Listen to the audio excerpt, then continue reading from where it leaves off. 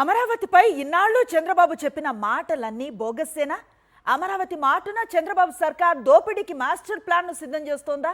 వేలు కాదు లక్షల ఎకరాల భూములను లాక్కోవటానికి ప్రభుత్వం పడగ విప్పిందా? అమరావతి మొదటి దశలోనే తంత్రం ఏంటి? అమరావతి రెండో దశ వెనుక ఉన్న కుతంత్రం ఏంటి? అక్షరాల 2,30,000 ఎకరాల భూములు లాక్కోవటానికి సిఆర్డీఏ వేసిన స్కెచ్ ఏంటి? గతంలో అమరావతి రాజధానిని 217 చదరపు కిలోమీటర్ల పరిధిలో నిర్ధారించారు. ఈ 217 చదరపు కిలోమీటర్ల పరిధిలోని 54,000 ఎకరాల భూములు లాగేసుకున్నారు. రైతుల నుండి 33,000 ఎకరాలను పూలింగ్ పేరుతో తీసుకున్నారు. 29 గ్రామాల పరిధిలో ఈ 54,000 ఎకరాల భూముల్లో నిర్మాణాలకు ఇప్పుడు సుమారు 1,00,000 కోట్లకు పైగా ఖర్చు చేస్తున్నారు. ఇన్నాళ్ళు సీఎం చంద్రబాబు ఇదే అంతర్జాతీయ నగరం, ఇదే ప్రపంచ స్థాయి రాజధాని అని చెబుతూ వచ్చారు. దేశంలో ఏ రాష్ట్రానికి లేనంత విస్తీర్ణంలో రాజధానిని కడతామని చెప్పారు. ఓవైపు తొలి విడత అమరావతి అలా తెల్ల ఏనుగుల రాష్ట్రానికి గుదిబండగా మారిన తరుణంలో ఇప్పుడు రెండో విడత రాజధాని అంటూ మరో మాస్టర్ ప్లాన్ వేశారు సీఎం చంద్రబాబు. ఇప్పుడు ఈ అమరావతి విస్తరణ పెద్ద వివాదంగా మారింది. 1000 కాదు, 1,00,000 కాదు, ఏకంగా 2,36,000 ఎకరాల భూములకు ఎసరు పెట్టారు. తాజాగా అమరావతి ఫేజ్ 2 మాస్టర్ ప్లాన్ ప్రతిపాదనతో ఈ గుట్టు రట్టయింది. ఆశ్చర్యం ఏమిటంటే దేశంలో ఎక్కడా లేని విధంగా మొదటి విడత కంటే రెండో విడత 3 రెట్లు అధికంగా భూములు తీసుకోవటానికి స్కెచ్ వేశారు. మొదటి విడత మాస్టర్ ప్లాన్ ను 54,000 ఎకరాల భూముల పరిధిలో సిద్ధం చేస్తే ఇప్పుడు రెండో విడతను ఏకంగా 1,75,000 ఎకరాల భూములను తీసుకునేలా సిద్ధం చేయాలని నిర్ణయించారు. మొదటి విడత 217 చదరపు కిలోమీటర్ల మాస్టర్ ప్లాన్ అయితే రెండో విడత 709 చదరపు కిలోమీటర్ల పరిధిలో మాస్టర్ ప్లాన్ ని తీసుకుంటున్నారు. మొదటి విడత 29 గ్రామాల పరిధిలో ఉంటే విస్తరణను 50 గ్రామాల పరిధిలో ప్లాన్ చేశారు. రాజధాని అమరావతి నగర మాస్టర్ ప్లాన్ ను రెండవ దశ పూలింగ్ జరిగే గ్రామాలకు విస్తరించడంతో పాటు ఈ ప్రాంతం మొత్తాన్ని ప్రైవేటు భాగస్వామ్యంతో అభివృద్ధి చేయనున్నారు.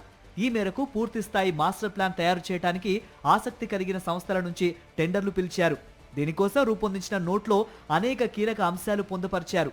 అమరావతి రాజధాని నగర మాస్టర్ ప్లాన్ ను రెండో దశలో 20,494 ఎకరాలకు విస్తరించడంతో పాటు దానికి అనుసంధానంగా 43 గ్రామాలను కలిపి సుమారు 1,77,000 ఎకరాలకు నిర్మాణ ప్రణాళికను రూపొందించాలని ఈ నోట్లో ప్రతిపాదించారు.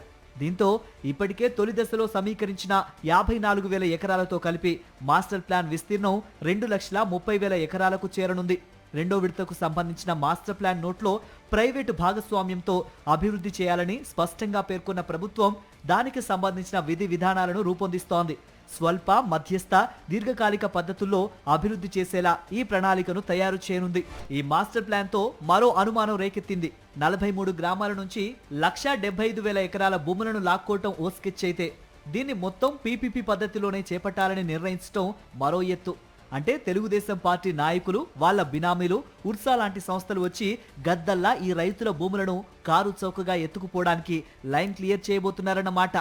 అలా రెండో దశ పూలింగ్ భూముల అభివృద్ధిలో ప్రైవేటు వ్యక్తులను, సంస్థలు, డెవలపర్లను భాగస్వామ్యం చేరున్నారు.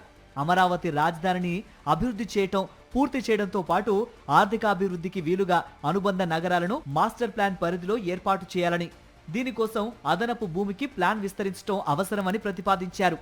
ప్రభుత్వం ఫెసిలిటేటర్ గాను, రెగ్యులేటర్ గాను మాత్రమే వ్యవహరిస్తుంది. ప్లాన్ తయారీ, ఫినాన్స్, అమలు అనే 3 పద్ధతుల్లో భవిష్యత్తు కార్యాచరణ ఉండనుంది.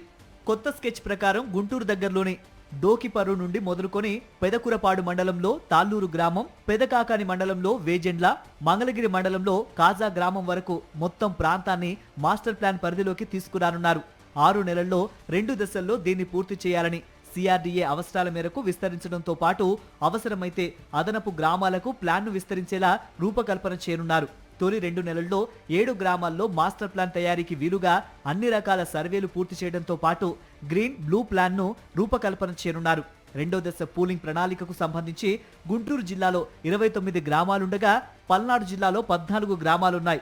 ఈ రెండో దశ ప్లాన్ చూసి రైతులు తీవ్ర ఆందోళన చెందుతున్నారు.